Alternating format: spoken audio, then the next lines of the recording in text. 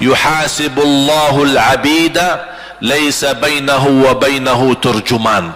Allah akan hisab hamba-hambanya satu demi satu, bersatu dan tidak ada penerjemah. Jadi tidak bagi terjemah, translate.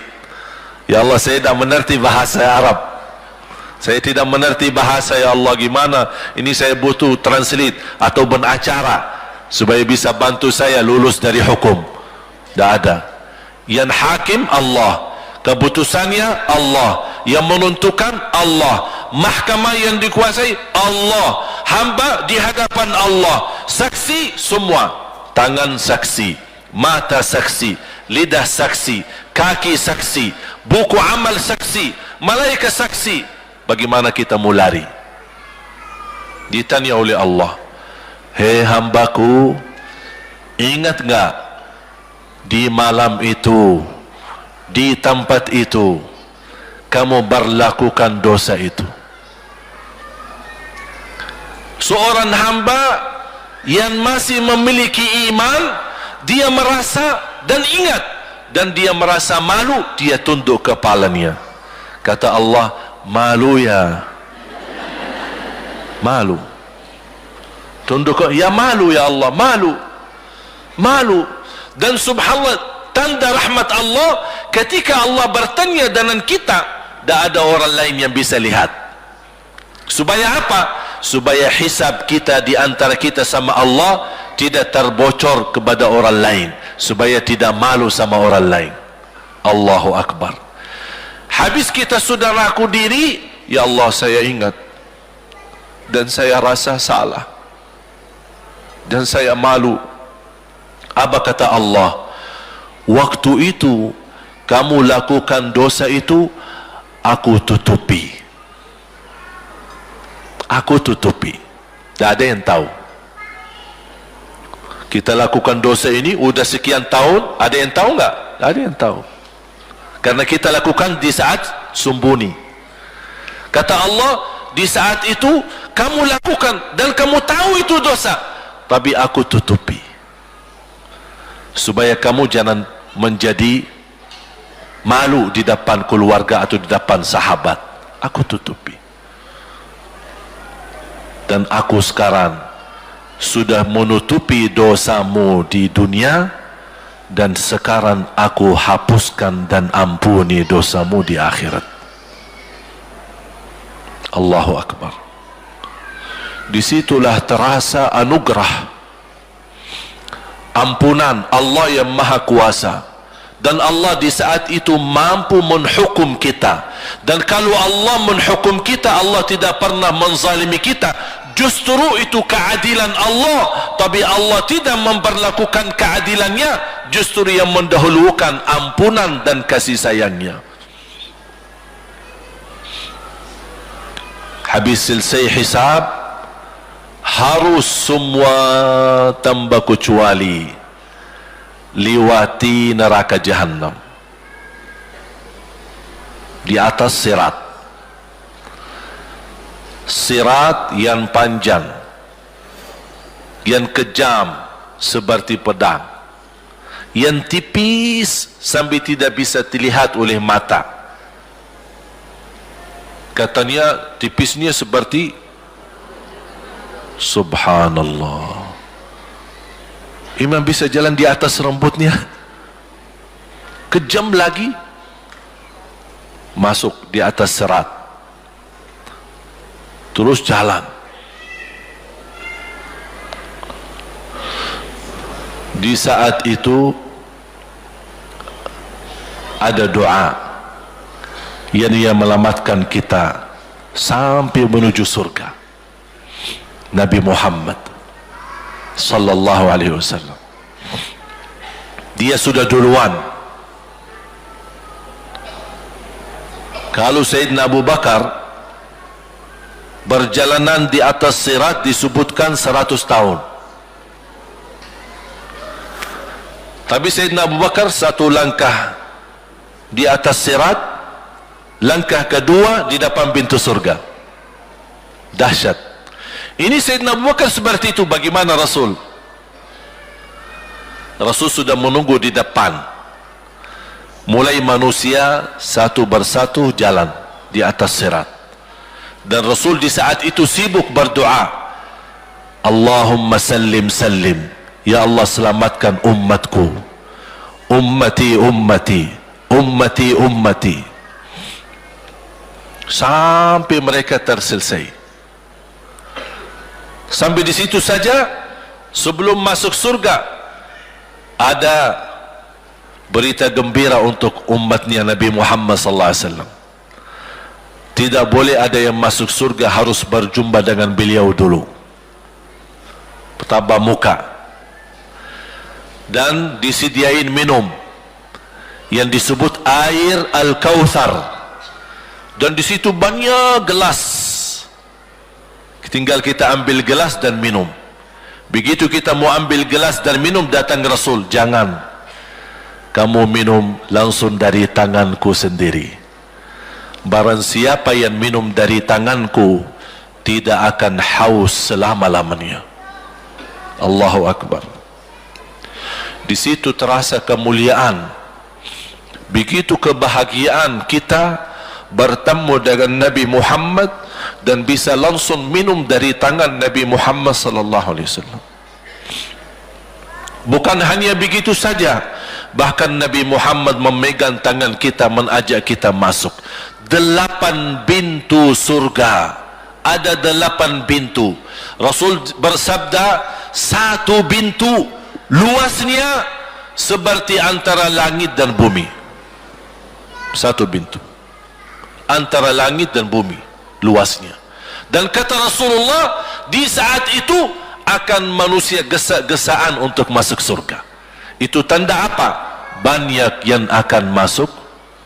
Mudah-mudahan kita terhitung dari yang banyak. Begitu ahli surga masuk, kira-kira Rasul berhenti? Ahli surga sudah masuk, sudah aman? Tidak. Rasul balik lagi, keluar dan menuju dari langkah sirat yang pertama, melihat ada enggak ternyata ada di antara umatnya yang tersisa yang dosanya terlalu banyak, gesa-gesaan di jalan, merangkak di jalan sambil jatuh di dalam neraka. Rasul mana mereka? Masuk ke neraka. Kata Allah subhanahu wa ta'ala melihat keadaan Nabi Muhammad SAW, apa yang dibutuhkan lagi? Kata Rasul, ya Allah, saya tidak akan puas masuk surga sampai hamba-hambamu yang ada di neraka, umatku, diselamatkan. Allah subhanahu wa ta'ala mengizinkan Nabi Muhammad keluarkan dari neraka. Dia keluarkan. Sudah cukup ya Nabi Muhammad? Tidak cukup ya Allah, masih ada lagi. Diambil lagi, dikeluarkan, diambil lagi, dikeluarkan. Artinya dari umat Nabi Muhammad yang masih banyak dosanya, yang masih banyak kelewatannya sama Rasulullah, yang tidak pantas memberi kemuliaan kepada Rasulullah SAW, dapat pula syafaatnya Nabi Muhammad. Yang tidak pernah memberi tanda sayang dan cinta kepada Rasul, dapat rasa sayang dan cinta Nabi Muhammad SAW. Sambil kata malaikat Jibril, demi Allah saya melihat Nabi Muhammad mengambil manusia dari neraka Jahannam, diselamatkan dari siksa dan membawa mereka ke surga. Kata malaikat Jibril, sambil aku kira tidak ada lagi yang tersisa di neraka Jahannam, saking banyaknya yang dikeluarkan oleh Rasul. Itu syafaat Rasul sallallahu alaihi wasallam. Oleh karena itu jamaah sekalian, ini yang saya ceritakan. Saya mohon kalau anda lagi bersalawat, ingat itu semua. Nabi Muhammad bukan Nabi yang biasa. Nabi Muhammad adalah Nabi yang penolong kita nanti di hari kiamat. Seandainya kita masuk neraka Jahannam, masih ada harapan kita dapat syafaat Nabi Muhammad sallallahu.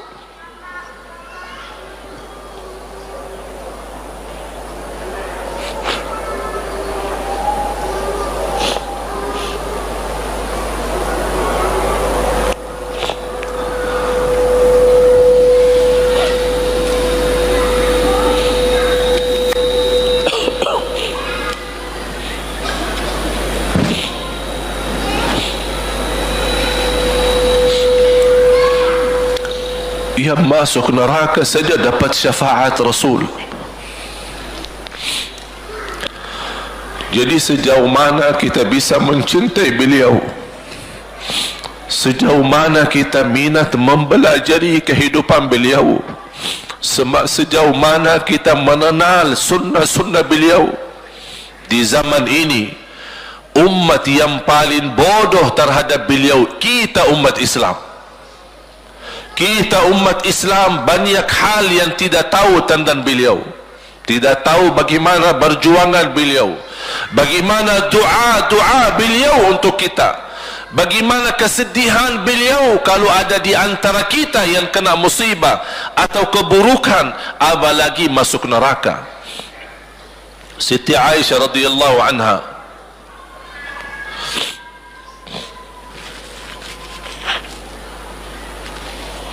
Siti Aisyah radhiyallahu anha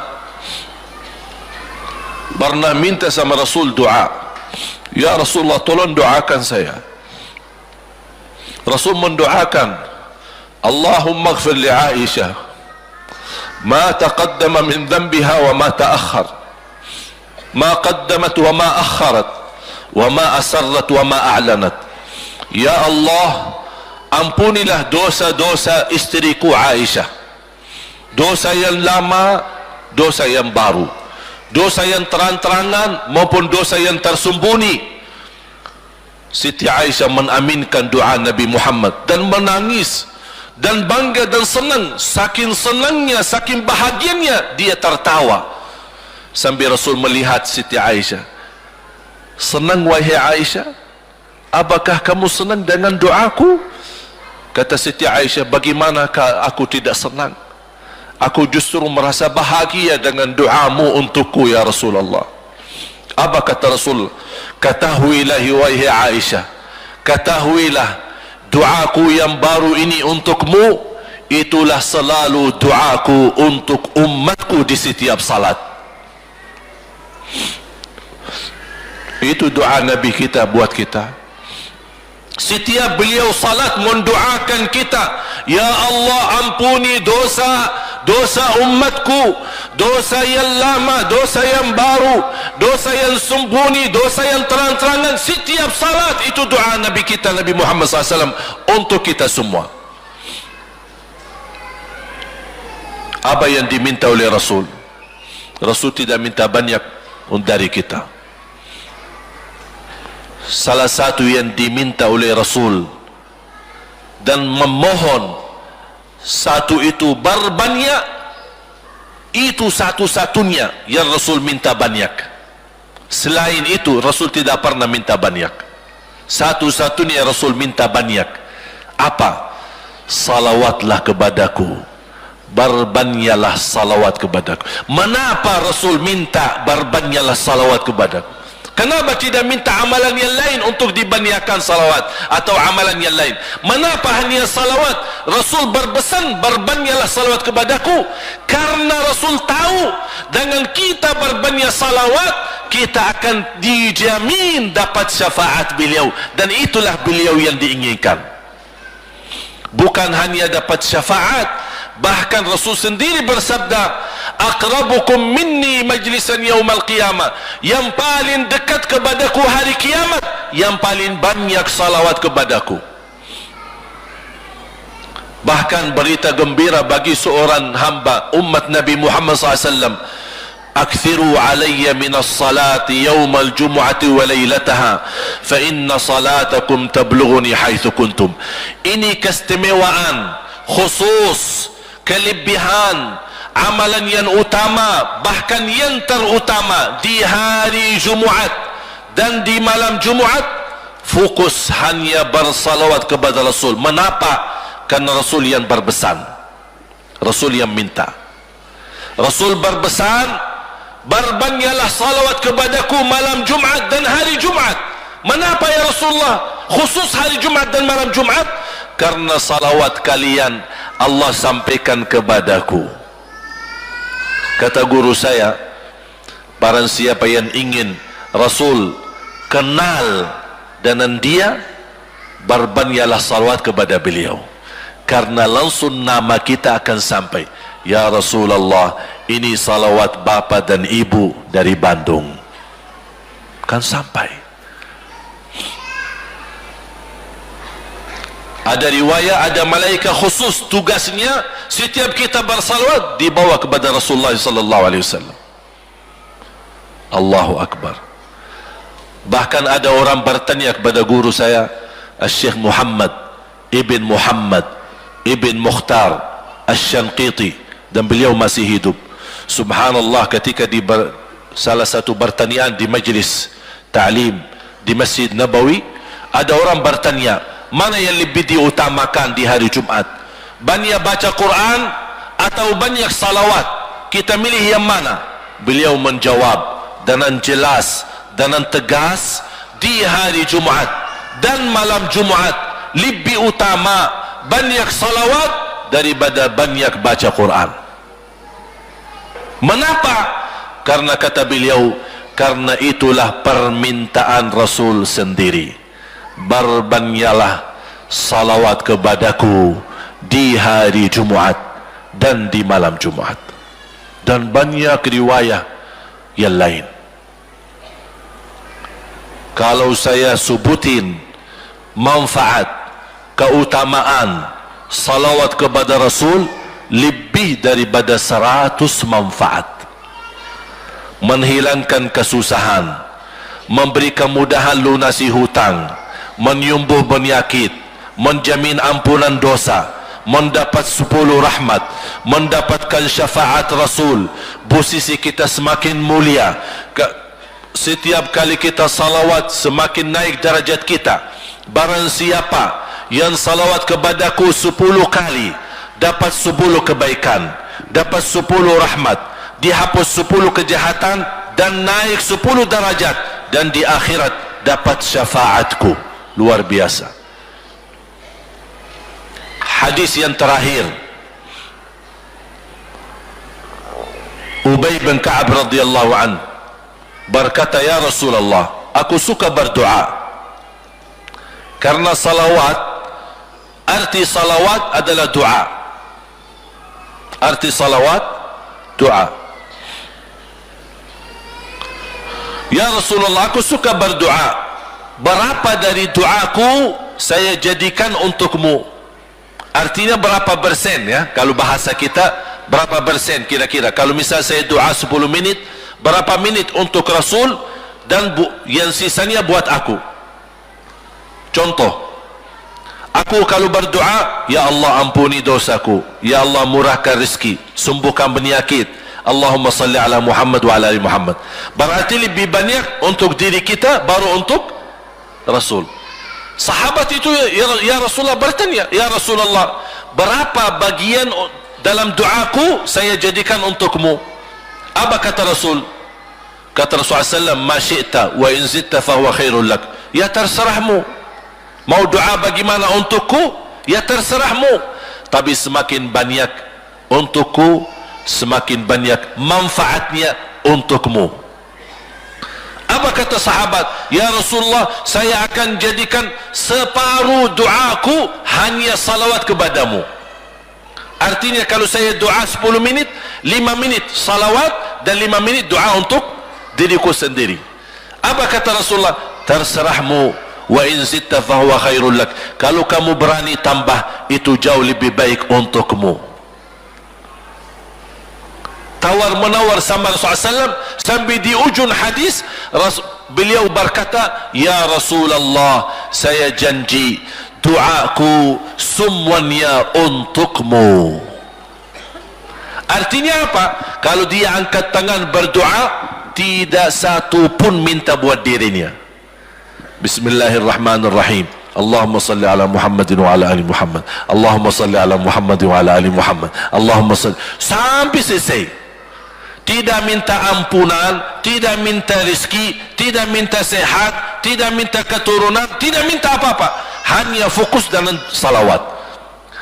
Karena dengan salawat, apa yang kita niatkan terkabul.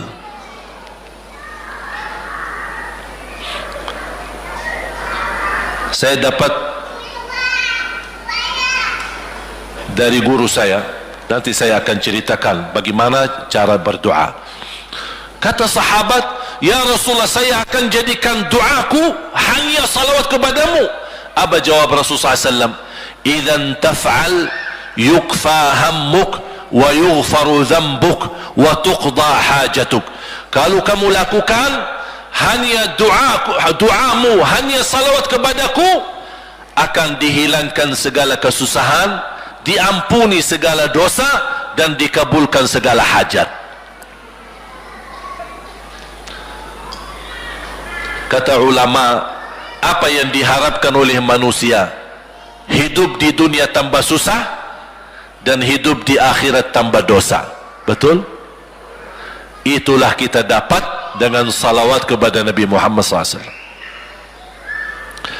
Berdoa, ketika anda berdoa, contohnya seperti ini.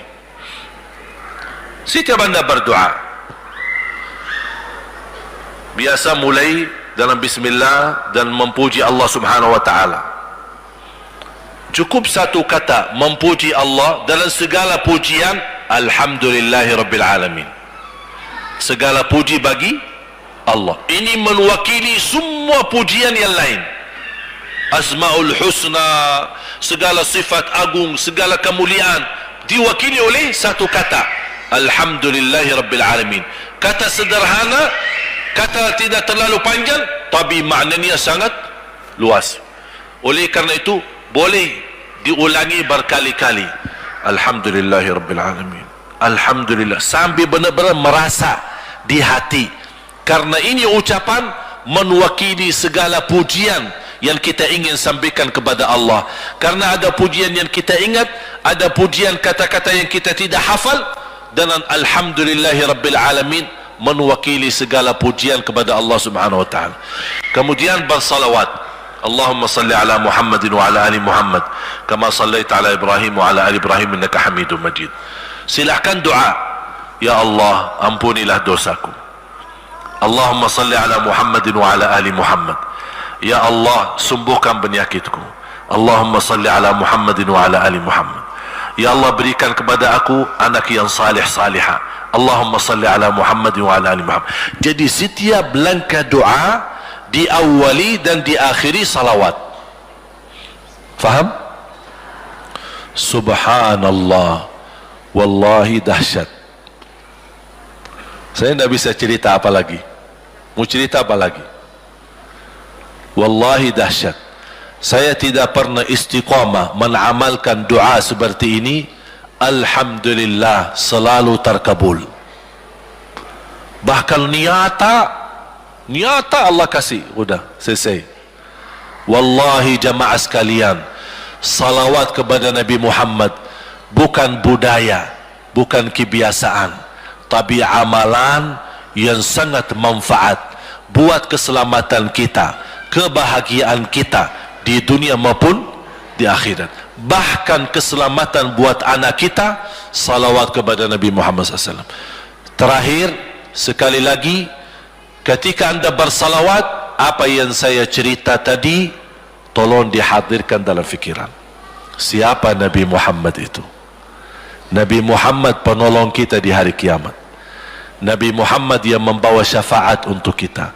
Nabi Muhammad yang menunggu kita di surga. Nabi Muhammad yang membela kita di saat kita berdiri di hadapan Allah. Nabi Muhammad yang akan membantu mendoakan kita saat jalan di atas sirat. Nabi Muhammad yang mendampingi kita nanti ketika kita minum dari air Al-Kautsar. Nabi Muhammad yang menemani kita masuk ke dalam surga. Nabi Muhammad yang tidak pernah lupa sama kita. Makanya ketika anda bersalawat dan membawa perasaan dan membawa penghayatan ini, insya-Allah jemaah sekalian akan terasa, ya Allah, ternyata indahnya salawat kepada Rasul. Karena sudah kontak di hati. Apalagi kalau anda begitu salawat dan salam, Rasul jawab. Rasul jawab kita, Waalaikumsalam ibu. Tapi cuma kita tidak dengar. Dia dengar salawat kita, dia dengar salam kita, tapi kita tidak mendengar jawab beliau. Allahu Akbar. Wallahi kalau bisa kita rasakan, wallahi ibu bapa akan sendiri menangis tanpa merasa.